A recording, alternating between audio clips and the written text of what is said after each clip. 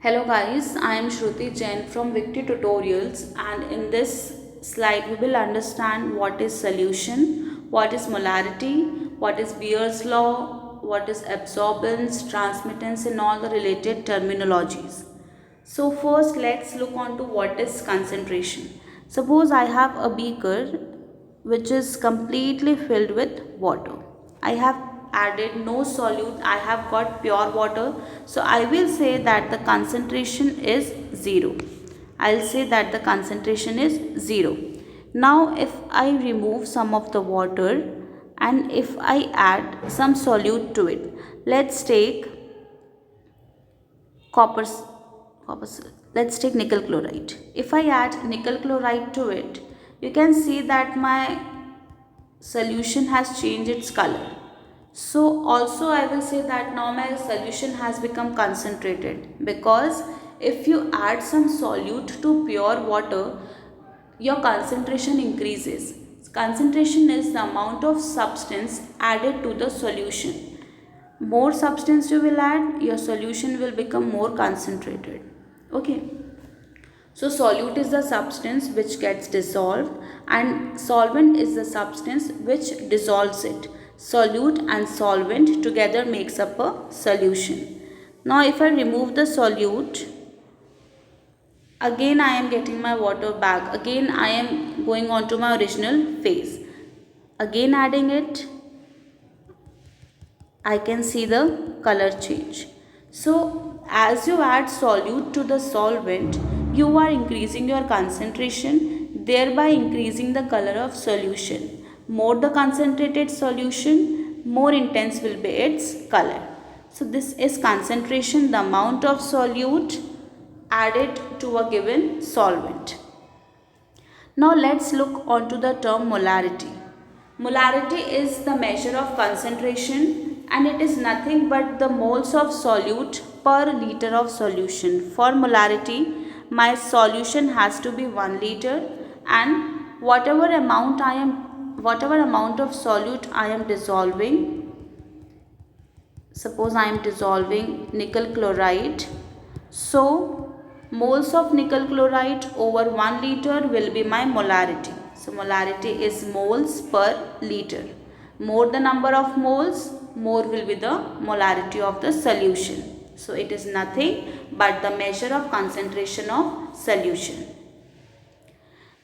Now moving on to Beer's law. Beer's law holds a very special place in chemistry, and why do we need to study Beer's law is the reason, because suppose if we are handling a chemical reaction and in which we have the reactants and products in the same phase. So how we will see the reaction, how we will detect whether the reaction is quick or slow.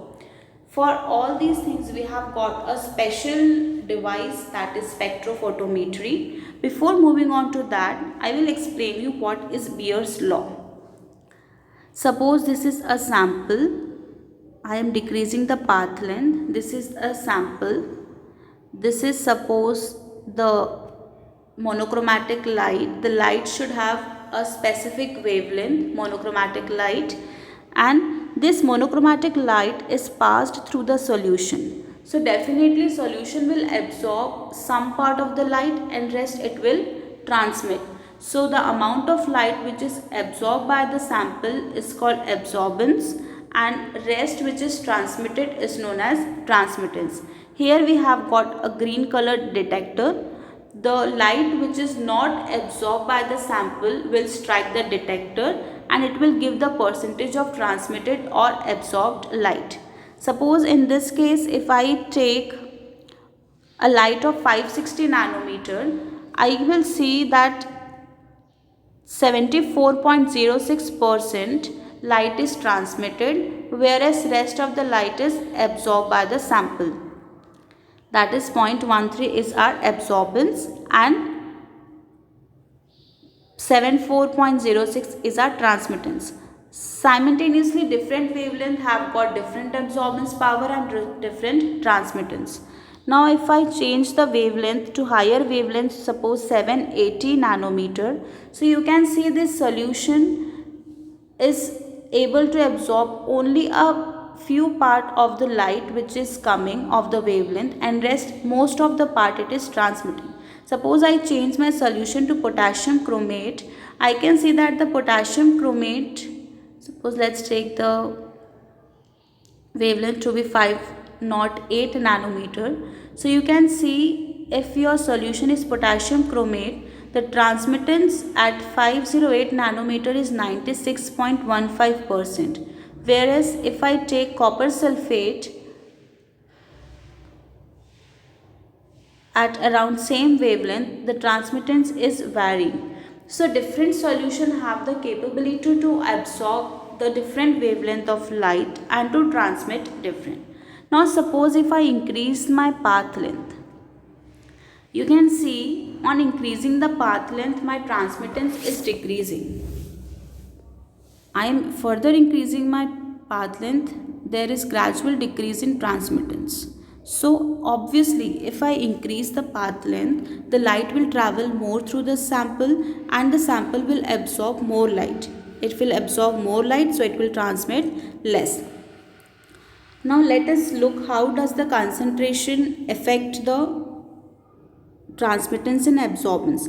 Suppose if I increase the concentration to 188 millimolar, I can see on increasing the concentration my transmittance is decreasing. Because if I increase the concentration, there are more number of solutes to get absorb the wavelength, and if I decrease the concentration, you can see there is gradual decrease in transmittance. So Beer's law depends on path length. More the path length, more will be the absorbance, and more the concentration, more will be the absorbance.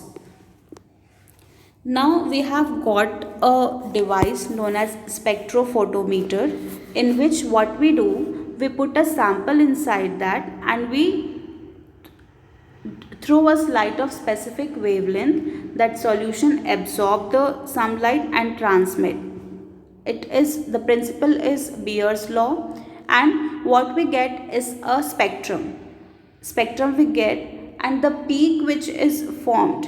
Peak means that light is not going to the detector and it is absorbed by the sample. So if I get peak, it means that wavelength is the maximum wavelength which is absorbed by the sample.